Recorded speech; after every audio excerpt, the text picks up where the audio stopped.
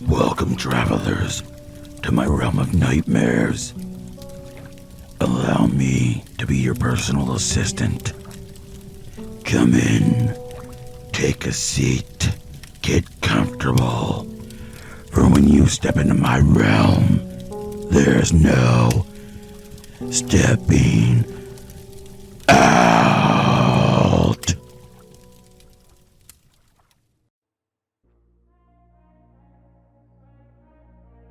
I spun around in absolute horror.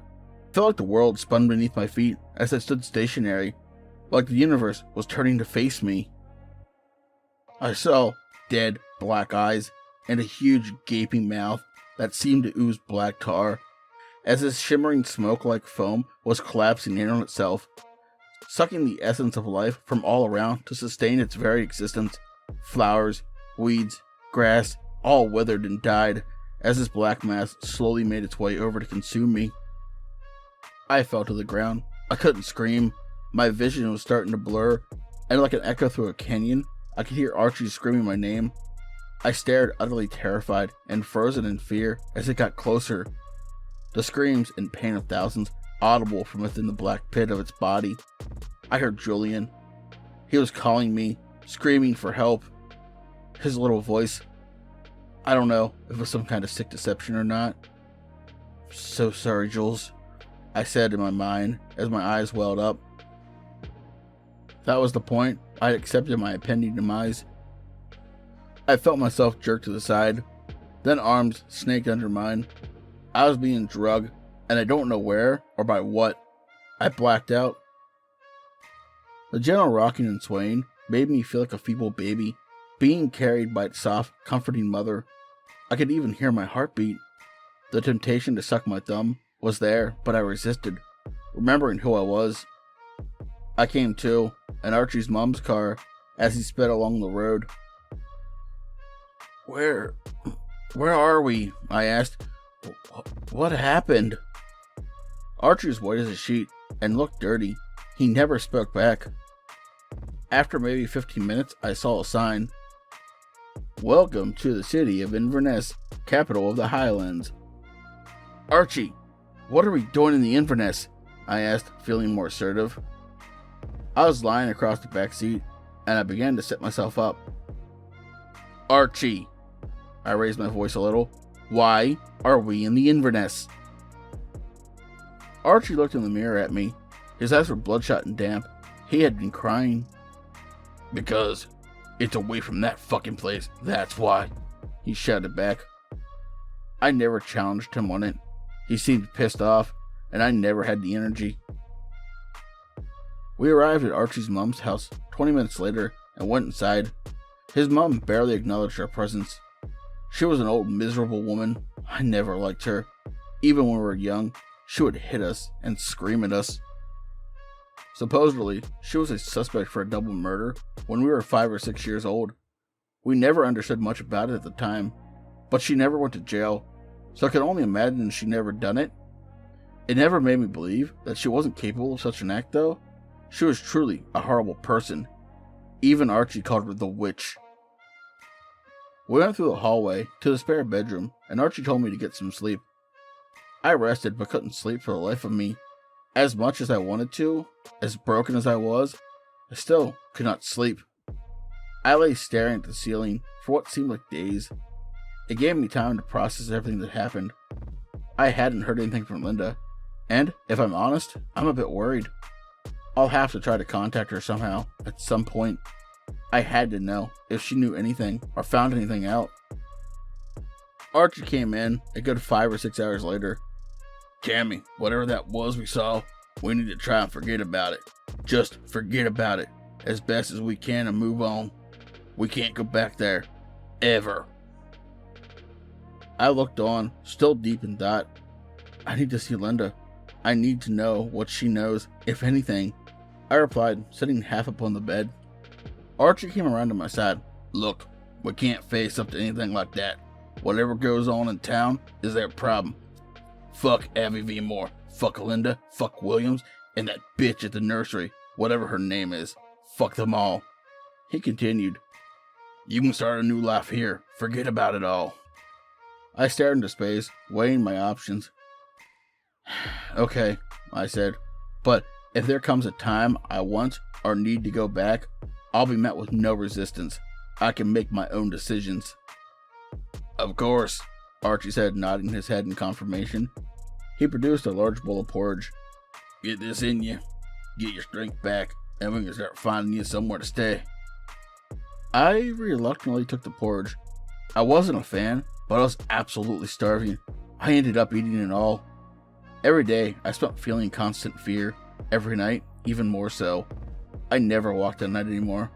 I did try once, although it didn't get very far. I didn't even make it out of my own street. Aside from that, I found a place to stay. I was eating better. I wasn't in constant pain anymore. I felt like I was able to live. I thought about Julian every single day. How I missed him. How I was too much of a coward to try harder to get him back. We laid low for roughly 2 months. I never saw Archie much. I think he fell back into his old drug habits. I just tried to stay sane. I took a job at a local bar. I worked pretty much constantly.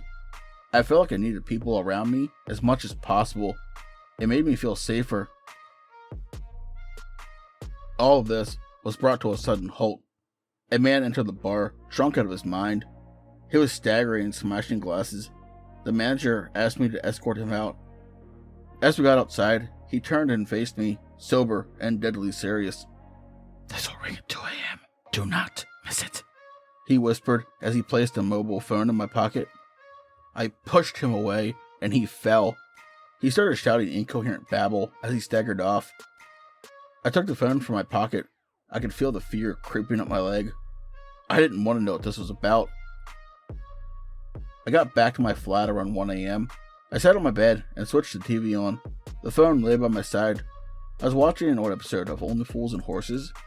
The one where Delboy falls through the bar was on. It was one of my favorites. I had pretty much forgotten about the phone when a vibration on my leg startled me. I looked down. Unknown caller. I swiped to answer. Cameron, you need to come back. I think there are people trying to kill me. A nervous voice, dripping in worry, was evident from the other end. I could feel the fear and emotion through the phone. It was Linda. What? Linda, what's happening? Who's trying to kill you? I can't talk, Cameron. You have to come back. You have to help me. She begged down the phone. Linda, the line went dead. None of this made sense. Who was the person that gave me the phone? Why did they help? Why me? I desperately did not want to go back. What else was I supposed to do? Maybe she knew something about Julian. The next morning I went to Archie's mom's house. He was in bed, wasted.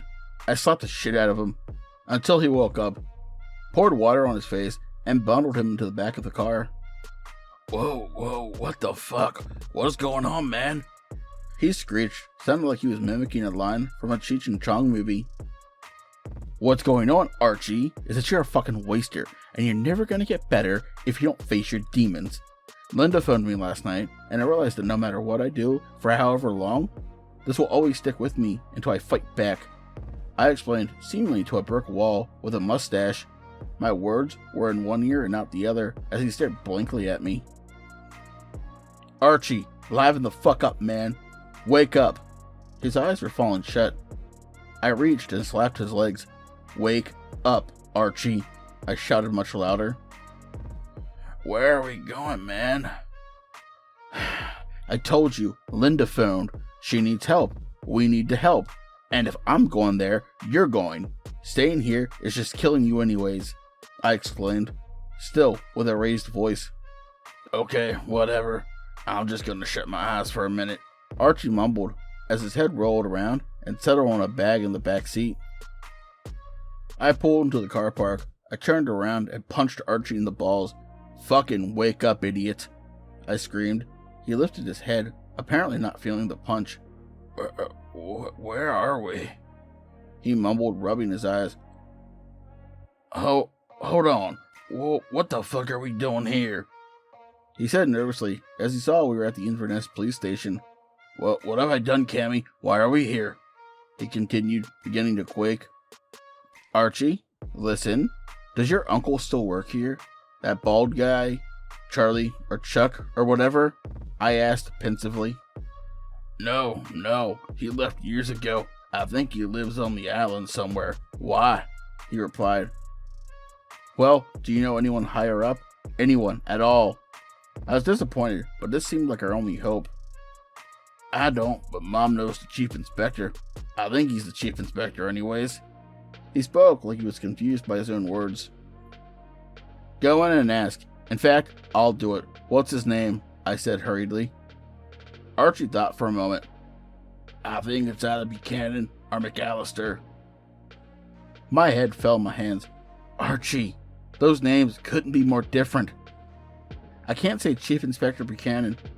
McAllister. That wouldn't make any sense. Fucking think. Where's your brain? I was getting anxious and a little pissed off at this point. He paused for a good while. It's McInnes, he said, pumping his fist like he had just won a prize. So not Buchanan or McAllister, but McInnes. I was shaking my head. How sure are you, Archie? I asked him stupidly, expecting a high number. I'm about 40% sure. He said, laughing like an idiot. Fuck this, I mumbled to myself as I got out of the car. I made my way to the receptionist. The desk sergeant asked me what I was here for. I need to speak to Chief Inspector McInnes, I said, hoping to God that it was the right name. It's extremely important. A matter of the highest urgency, I added. You can't just walk in and speak to the chief, sir, but he will see you in about 5 minutes. Bear in mind, he's a very busy man, so be quick. He snapped as I had already started backing away from the desk. Seconds later, a small fat man emerged with rounded glasses and a sense of urgency in everything he'd done, even down to his handshake. What can I do for you, Mr. Murphy? Sorry, it's Mr. Murphy. I shook his hand and started inching away from the others to be out of their earshot. Sorry to barge in like this, Chief Inspector. I'm from Avivimor, and I recently moved here. There was something serious going on there, and I had to move away. There are children disappearing, and I think I know who's involved. He stared me dead in the eye. Well, who is it? You need to understand, this isn't some kind of stupid prank or anything. I can take you to a number of sites where they seem to operate from. Okay, I understand that, he said, making me relax a bit. Have you ever heard of Detective Chief Superintendent Williams? I asked. He shook his head. I have evidence he has been involved in this. I have personally witnessed him doing particularly weird things that could tie him to these crimes, and he's threatened to kill my son if I don't keep silent, I continued. The chief's mouth dropped open. Also, the head of my son's nursery and some of the staff and doctors and nurses are all involved, I'm sure. Now, I think he has my ex-wife captive, possibly, and she phoned me pleading me to come and help her. But I need someone with your kind of experience and your manpower to help me. I'm honestly scared to go back. Could you wait here for 5 minutes? The chief said. Less than 5 minutes later, he rushed out with a bunch of stuff, files, and other pointless articles. He jumped in the police van after loading up the bags and folders. If this is true, we had better go right away. We'll blue light to this place. I'll head to Avivimor. You can keep me on the right direction. We'll just get to the bottom of this, Mr. Murphy. And you, if you could follow behind us, he said to Archie, who was still a little shaken up. Mr. Murphy, would you please come with me? I nodded in agreement, though I questioned Archie's ability to drive in his current state. There's nothing I hate more than an officer sworn to uphold the law, taking advantage of their position, committing ungodly sins against their brothers and their communities. McInnes said as we pulled onto the road. The drive was awkwardly silent most of the way. It was getting dark, and I kept checking the wing mirror to make sure Archie was keeping up and hadn't veered off into a ditch. It took about 50 minutes, and we had reached Avivimor, Archie still swerving behind us. I was about to speak up when McInnes took a sharp turn off the road. "So, the cabin's up this way?" he asked. I looked in the mirror. Archie's legs followed obediently. Yeah, up here towards the crossroads. Then it's kind of a hairpin turn to the right," I replied. We made the turn, and I checked the mirror. I saw Archie following again. "So, left here then? Just follow the road?" McGinnis asked. Yep, and follow it all the way. The trees will start to clear up." Something definitely wasn't right, and I just realized what it was. I never told McGinnis about the cabin. As we rolled ahead, I watched Archie's headlights bounce along the trail, and it just hit me like a ton of bricks, and he had no idea. My hair stood on end. I saw McGinnis at the side of my eyes. His menacing look straight forward. I could tell he knew that I knew. This was it. There was nobody we could turn to now. We slowed. The lights of the police van illuminated the cabin just ahead. There were people dotted around, people in robes, a couple of small fires, and a large black transit van with a strange red W symbol on the side. There was a lump in my throat. I closed my eyes as we stopped.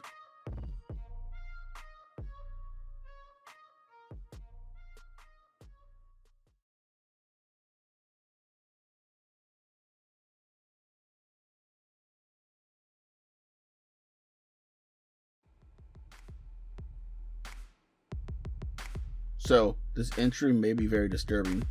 It has been very distressing to me to have to recount these memories, and I apologize if anyone reading this feels as sick as I did writing this experience down, but I had to stick with the truth. The doors opened, and I was dragged out. I heard Archie getting yanked out of the car too. People were screaming at us to stay down. I felt my face crunch as a large boot connected with a swift kick I never saw coming. I was face down in the mud. I felt numerous punches and kicks all over my body. I ached all over. I felt like the beating lasted for hours. I honestly thought they'd beat us to death right there. Bloodied and bruised, we were dragged into the cabin, into one of the rooms. It could have been the bedroom I saw before. It smelled like shit and death. There were 4 heavily soiled mattresses in the room, with a number of shackles cemented into the wall over each one. Our hands were shackled, and we were forced to lie on one of the rancid beds. For days, we were starved, beaten regularly. Sometimes people would come in and piss on us, piss on our wounds. And since this log may be the last thing I ever write, I have to be honest, they'd make us go so long without water that sometimes when they pissed on us, we would try and sip some off the floor when they left, just so we had something to drink. I have never felt so ashamed of myself in my life. This had us at a breaking point already, and things were only just beginning. I begged and pleaded for them to kill me every time someone went into the room. They had a doctor come in, cloaked and hooded to check on us, make sure we didn't die. We were given just enough treatment and care to force us to live this hell against our will. What made things worse was Archie fell asleep. I envied him so much. I hadn't slept in 3 or 4 days, and sleeping seemed like the only escape, the only release. But no matter how much I tried, it would never come. 24 hours a day of pure suffering. The chronicle events here is rather hazy, so I'll describe certain events as best I can, but some of them may have taken place before or after others. I will describe them as I remember. One day, Williams took me outside. He wanted to talk to me, although not much talking took place. He made me walk on smoldering logs and coals from the burn pits. He said it was to brace me for the fires of hell. Bearing in mind, I had almost 0 strength in my legs. It took me several seconds to take the 4 steps required to clear a pit. By the end, I had giant blisters and almost no skin on my feet. I was then made to walk through the mud back to the cabin. Before we got there, he laughed and stopped me. Oh, ha ha ha, I almost forgot. Do you remember this? He chuckled, pointing to the black transit van. I stared at the van, then him, and nodded slightly, wondering why he was asking. I knew you were trying to see in the back window. You want to see what's in there? I really didn't, but of course, he dragged me over anyways. Check this out, he said in a proud manner as the door swung open. It chilled me to the bone. The fact that he was driving this thing around, and nobody could do anything about it, it disgusted me to my core. I retched, but I had nothing to vomit up. The van smelled like shit and death. There are 3 tiny mattresses, also with chains. But the really disturbing thing was the dirty, soiled baby crib, which also had tiny shackles on it. I had to look away. Then he dropped a bombshell on me, one that made me suffer more than any pain I was currently experiencing. Julian was right in this van at the nursery. When you were there, you were 3 feet from him and didn't even fucking know it.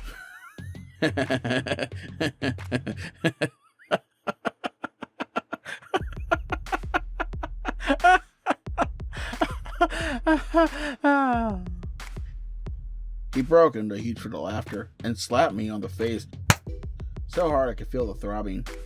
I broke down as he dragged me by my feet back to the room and chained me up again. On another day, we were dragged to the Red Hall. Beautiful choral voices sung hymns to an unknown god. They would drink from a large chalice and talk about blood sacrifices while in some sort of prayer. We were made to watch. These sermons, if you could call it that, our rituals, would happen almost daily. We'd be made to watch animals being slaughtered, although one of the times they had a drugged, delirious man. They cut him open and began to pull out his organs and bite into them as if they were bobbing for apples. We were brought here a number of times and were always made to watch. Sometimes they would stick red-hot pokers in our skin and inhale the smoke that rose from our flesh. I'm not entirely sure when this happened. It could have been the day when William showed me the van, which makes sense, but it doesn't link up in my head. Archie and I were lying, trying to speak to one another. Williams came in. He just stood watching us, probably trying to think of other torture methods as we lie in silence. He spoke up. "One day, Cameron, soon, you will have the privilege of dining with the devil himself. Oh, like father, like son."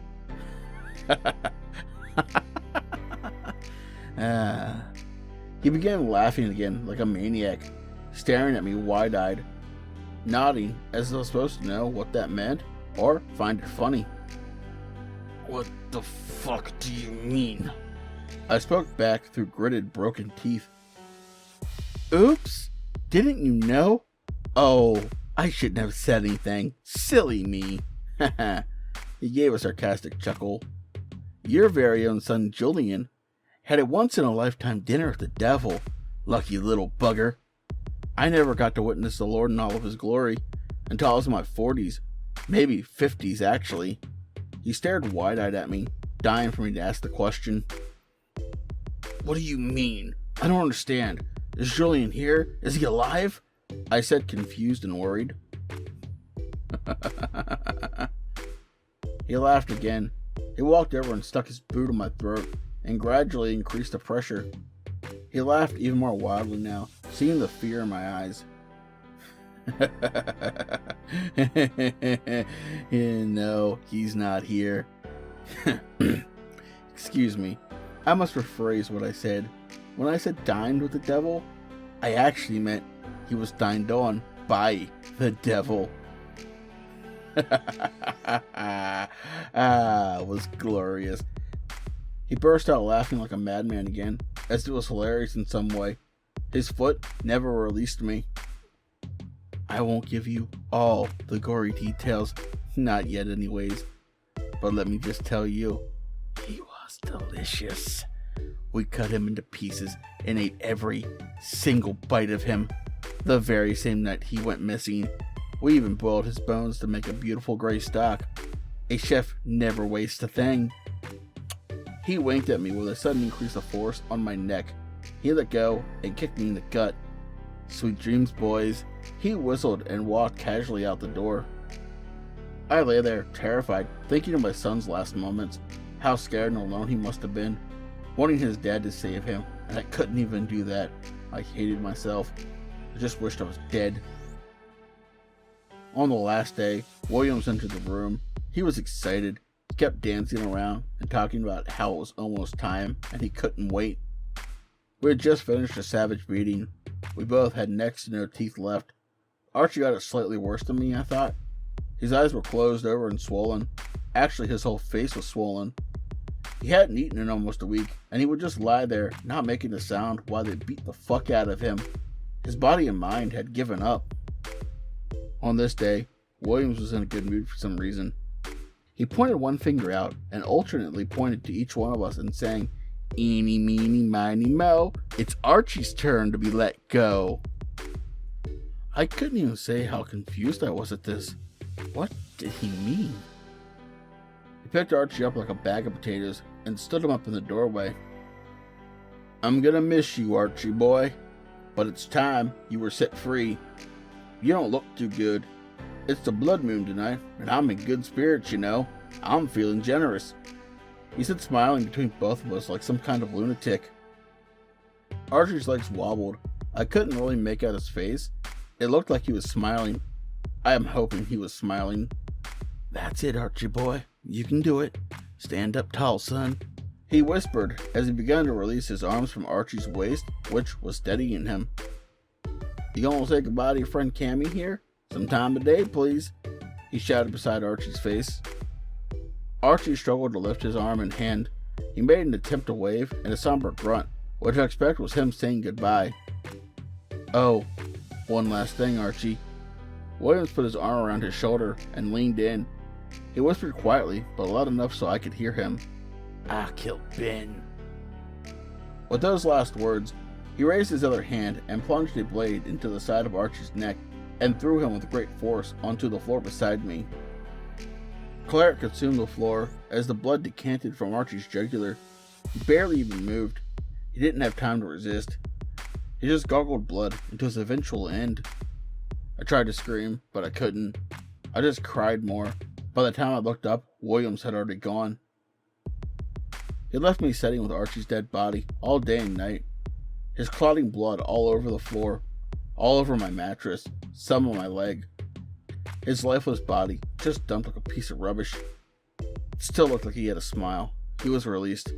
He was released from this hell, and he didn't have to suffer anymore. That was the only comfort I took from it. That night, I lay there awake as usual. Archie lying there in front of me, stiff as a board. Congealed blood marbled the floor. I felt sick and exhausted. Boots marching along the hallway to the door. It sounded like an army. The door opened. 7 hooded figures stood before me in the hall, the light dashing in like halos above their heads. "It's time," one of them spoke. Didn't sound like Williams. It's probably McInnes, but I wasn't sure. Not that it mattered. I was unshackled and dragged to my feet. There was still a lack of skin on my soles, yet I was made to walk the whole way. My bones felt fragile, my stomach empty, my head was pounding. I'm sure I had infections of some kind, probably everywhere. My breathing was shallow and painful. As we walked, they chanted in a whisper, a language I had no way of understanding. The one at the front held a staff with a star and a cross-type insignia on top. The choral voices rang from the end of the hall and the blood-red hall. The double door was closed. The red slit of light emanating from the middle of the doors made them look like a large serpent eye. The doors opened as if by magic as we got within 2 steps. The choral singing got quieter. Whispered mantras and muttering filled the hall as we walked down the center aisle. There were easily 60 to 70 people seated. Maybe 10 stood on either side of the altar. I was taken forward to where a table lay. I was hoisted up and shackled in. My waist and ankles burned as they were tightened. A hooded man made his way to the altar and spoke. "Brothers and sisters, we are gathered on this night to fulfill our duty to our Lord. The witching hour is looming, the blood moon above. Take the gift of blood we offer to thee, love." The man cut his palm, and blood rushed into a small chalice. Once filled, they placed it in the center of the pedestal. The 7 stepped forward and drank. They pulled back their hoods. I saw before me my doctor. It made me wonder about the painkillers I was prescribed, and the detrimental effects they had on my entire body. A man whom I was unfamiliar with, but recognized him as a teacher from the school we had planned to put Julian in that year. Carolyn, the owner of Julian's nursery, DCS Williams, Chief Inspector McInnes. As I made my way around the faces drinking my spilled blood, I could not believe who I saw. Next was Archie's mom. She drank and smiled a toothy, bloody grin. At last, the hood fell back. I died another death. Linda took the last sip. My head fell back, and I cried with dry eyes. There was nothing in me to make tears anymore. Why did you do it? How could you have done this to her son? I whimpered, barely audibly. Yes, I was a coward, and I should have screamed and shouted and cursed them all, but what was the point? They didn't care. I was a dead man anyway. The hall fell silent. An eighth hooded figure stepped forth, seemingly out of nowhere. It's time. A low growling voice spoke. He is ready for the ritual under the stars. If accepted, he will be taken to the lake to be judged. The voice continued. It seemed to come from above or below. It came from everywhere. I could feel myself being drawn to the blackness under the hood. With more whispering mantras and chanting, I was carried by the eighth on their shoulder, exposing my naked, bruised body to the deep chasm of space above. The stars looked different tonight, like they had arranged in a way that was scrutinizing my every thought and emotion. I was an empty vessel. I could see the green clearing just ahead. There was a large fire, and people dancing around it, throwing things in, making it spit and dance higher than ever. I was placed on a bed of stone, looking to the sky. The clearing fell silent as the hooded figure gathered around my body. They whispered evil-sounding words in that weird language. They held ceremonial blades and staffs, with a cross and star insignia, with a W symbol I'd seen so many times now. The dark shrouded eighth figure led the proceedings. He would chant something, the five would rise, and the others would whisper a refrain in unison. I lay there waiting to die, watching the stars, wondering what it was like out there. If when I die, will the secrets of the universe be known to me? Will there be an afterlife, or would everything just cease to be forever? The fires raged on, and I thought I could see the stars moving, aligning themselves. Black candles that circled me, lit at once, as if by some kind of sorcery. He is present. He is among us, the eighth man growled in a hushed tone. Our minds are aligned. We bring forth a mortal soul for your judgment. Lord below the crust, Lord of the mantle, bringer of wrath and destruction, please accept this offering. We bow down to your almighty power. The crowd made a whisper refrain. Let him be judged, they chanted over and over again. There were drums beating to a crescendo. The candles went out in a flash, and the fire dimmed. I didn't know exactly what this meant, but they soon told me my soul had been accepted, and I was taken to be judged, and some kind of deal was to be made before I'm taken. I just wanted it to be over.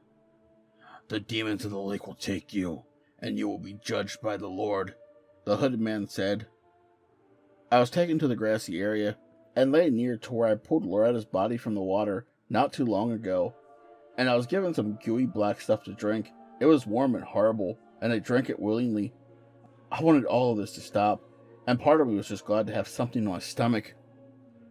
Everybody began whispering mantras and kneeling and standing up in some kind of trance. The ground began to heave, the lake began to swell, and I saw everything in a moment. I saw the old man's head sticking out of the water. I tasted Loretta's flesh. I saw Julian. I saw Archie's dead eyes, the black smoky creature consuming the soul of the living. The horrifyingly white faces circled me. The stars were swooshing around like they were candles in a whirlpool. They got bigger, brighter, hotter. The ground got colder and wetter. It felt like feet running across my back. The air was ice in my lungs. My skin blistered. My eyes rolled back, and I could hear the screaming anguish of millions, no, billions of lost souls swirling around me in a sea of complete insanity. I could feel the wrath and the hostility of the far reaches of the universe. And then, all at once, in a split second, it stopped. I was alone. I was warm, healthy, and safe. I was in a dark place. I looked at my unbroken fingers, and I could feel my teeth in my mouth. I felt no pain. I was at peace. A dim glow illuminated me as I stood in the eternal darkness. In a shallow black ocean, only an inch deep, my bare feet felt the black water, lukewarm and slightly oily. I looked around. Was I dead? I heard a splash up ahead. I called out, Hello? A low, chilling, lion-like growl came from the deep. Two of the deepest blood-red serpent eyes pinged open before me, looking at me, looking into my soul. I could feel them piercing my heart. Hello, Cameron Murphy. A deep voice spoke, as dim light from nowhere illuminated a tall, well-dressed, and well-groomed man with eyes of the deepest sin.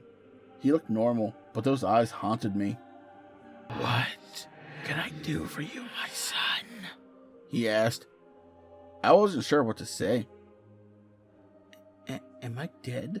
I asked sheepishly. Do you feel dead? He answered with a question. Well, no, to be honest. I feel more alive than I have in a long time, I replied, feeling myself for bruises or cuts, not finding one. Then you must be alive. No. He grinned at me. His smile seemed to be wider than his face. His eyes would contort and change as he spoke.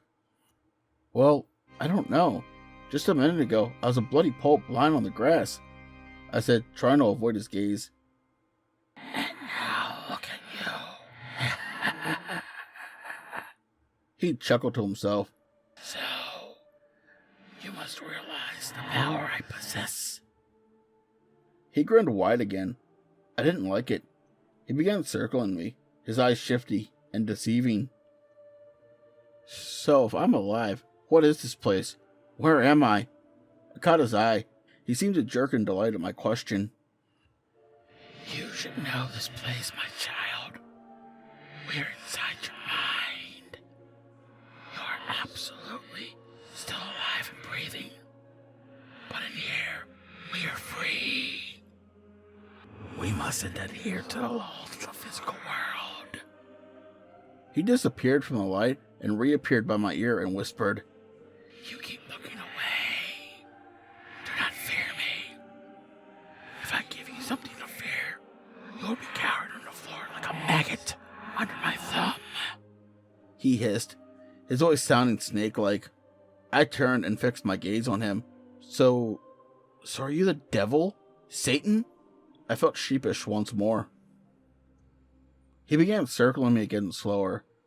That's what they may think out there. Those fools in their whispering. There's no devil. There's no God. I come from a higher plane of existence.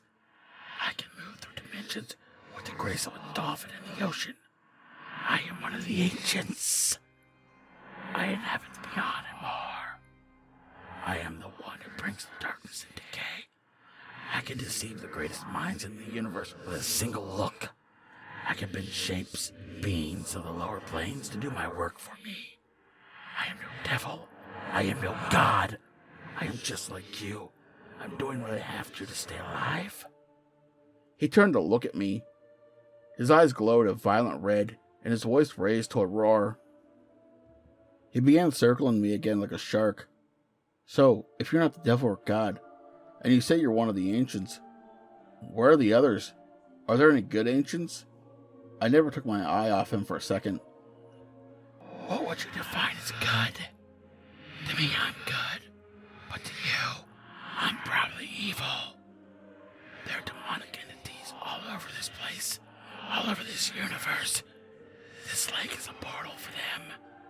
Glass water reflects the universe in its purest and most ancient forms. These demons, they are evil. They are selfish, hostile, and make rash decisions. I believe you have met a few of them before. I can see it in you. He nodded and smiled at me, confirming what he already knew. But these demons answer to the ancient. They answer to me. And I am not so rash. I have the wisdom of thousands of worlds. My decisions are careful and always correct.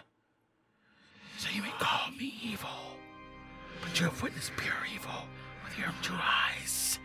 And I can tell you now, you're not looking at evil, my friend.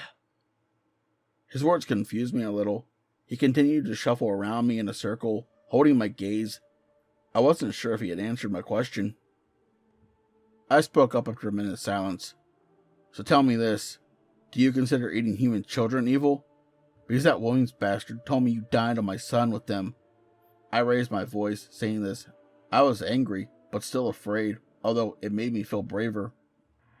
I don't call it evil. I call it survival. The others sacrificed them in return for wealth and prosperity. He grinned wide once again. But he was my son. He wasn't theirs to offer. I didn't cower this time. I stood my ground.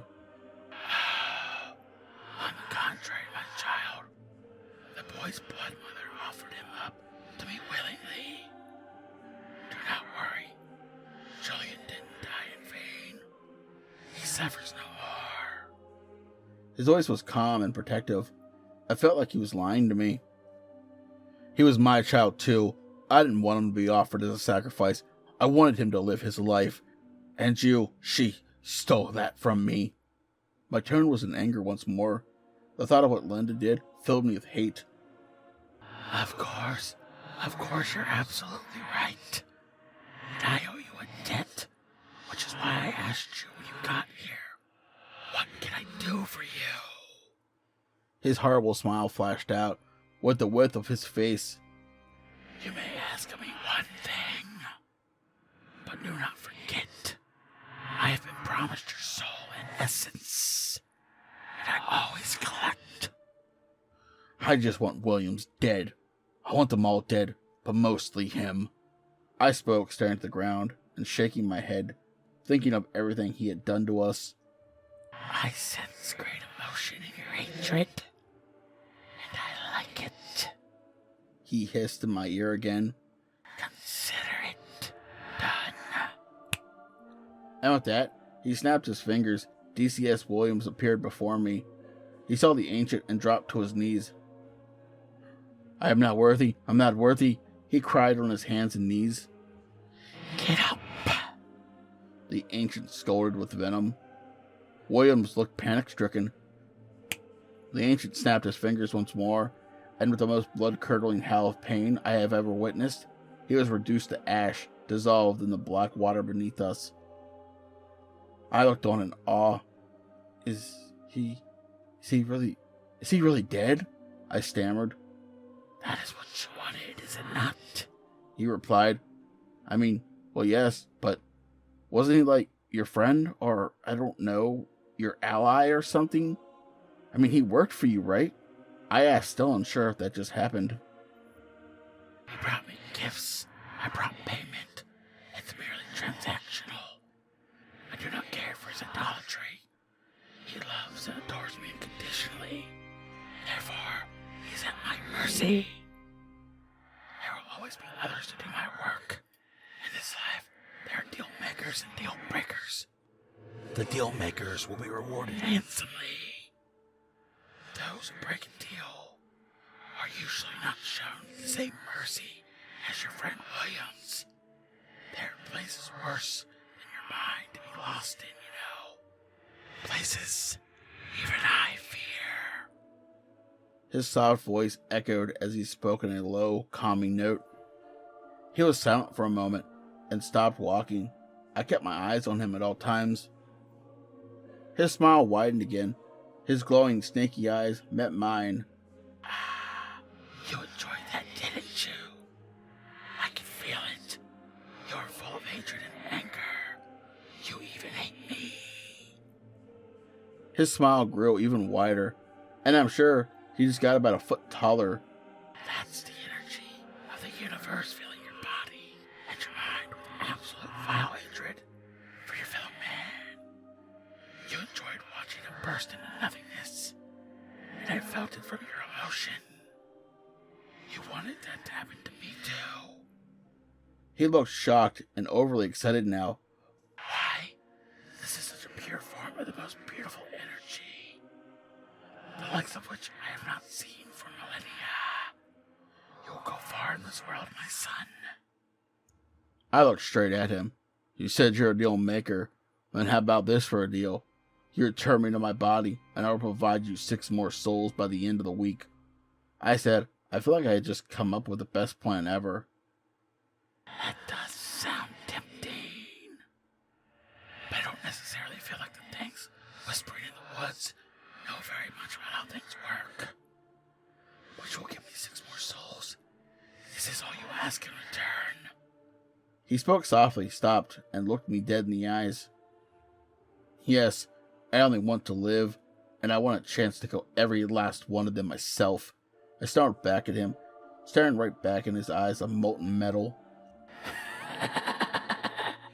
Good. He laughed. Then now this is pure. The hatred is strong. You will get your chance, my child. But know this.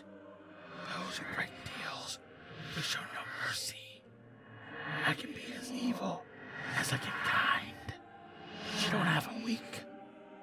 If you fail to deliver me 6 souls by dawn of the next day, you will spend eternity lost in a never-ending maze of fear and suffering. Believe my words. I may deceive the pure of heart, but I do not lie when bartering. I believed him, and I was ready to make things right. I was hungrier than ever. My eyes opened, and a deep, icy breath filled my lungs.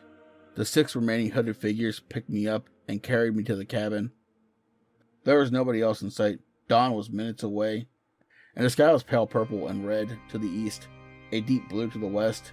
The paintbrush of the universe was something to behold. I was placed on a mattress that was clean, and I was told that when Williams disappeared, a voice spoke to the rest of them, telling them to take me back and heal my wounds. They've all obediently agreed. I'm still sore right now, but my strength is definitely coming back. I've had food, I've had water, pain relief, cream, and ointment on all my cuts. My every whim has been tended to. These people are treating me like I'm some sort of prophet. I have died, and I have risen, and they have no idea what I have planned. This has been my log of events until today. Like I said, if I don't make it back, do not try to find me, for your own sake. And do not come to FV more. And if you do, hopefully I can live to write another page. I want to tell my story to the world. But as for now, the sun has risen, and I have 24 hours to kill 6 of them, and not a fucking drop of blood will go to waste. Wish me luck.